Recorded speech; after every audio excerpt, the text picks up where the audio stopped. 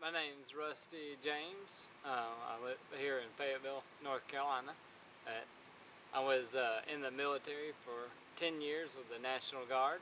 I had went in 2006 to Iraq with the 1451st out of Boone, North Carolina, with our transportation unit. And we were in Iraq for right at 1 year before we came back. We were at a base that was actually close to the Ziggurat of Ur, which was the birthplace of Abraham, so I got to go see like the Abraham's house and the tombs that were there. And so that was a really unique experience. But one of the things I did while I was in Iraq is originally I was working in the office. That was my job, being in the office and also in the mail room. And then I invented myself a job where I would be the unit historian. So what I did is I took pictures around different places and different missions and got interviews from people in the unit. That way I could send it back to a mom at home, and then she got that out to the other parents as well, so that everybody knew what was going on in Iraq and different activities that were going on that we could say. Some of the stuff we couldn't, but I also put like a naturalist corner where I talked about the different animals that were there, and I had a chaplain's corner, and I also had a area where I talked a little bit about the history of Iraq. Well, one of the things I did was, after I got so tired of being indoors all the time with office work, that I became a truck driver. And while I was there in Iraq during that time, I got involved in a couple of different ministries. We had, on Monday nights, we had the men's Bible study. It was Iron Strengthens Iron. Then on Wednesday nights, we had a Philippine Bible study. And we had that at the barber shop after hours. And then we had, on Friday nights, we had a Fiji ministry. And that was really neat because you could hear like the Fiji's praise God in their native language, plus the English as well.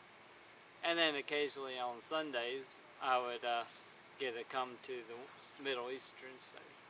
And so I did get to hear about a Buddhist that changed to Christianity during that time. And so I had a really unique experience being there. And we go on a mission. Everybody knew like I was a strong Christian, and they always wanted me to be with them because they said every time you're with us, nothing ever happens. And then like afterwards, if I'm not with them, there's something happens. But everybody wanted to hear my stories as well along the way. So it'd always be telling the stories. That's we had such a long drive getting to the bases. But that was some of my experience that I had over in Iraq. Tell them about your family. And I have a wife named Ginger and a little baby boy that's 8 months old now. And his name's Jordan. And we got married up in Boone, North Carolina, up in the mountains. And we're down here, and now my wife is a special ed teacher, but she's trying to look into something else because it's getting to be a stressful job. If you could say one thing that you really wanted the world to hear that you thought would inspire them, if you could say something to somebody that was really hopeless or just feeling down, having a hard day, and you wanted to inspire them, what would you say? What's something that has helped you along the way to overcome?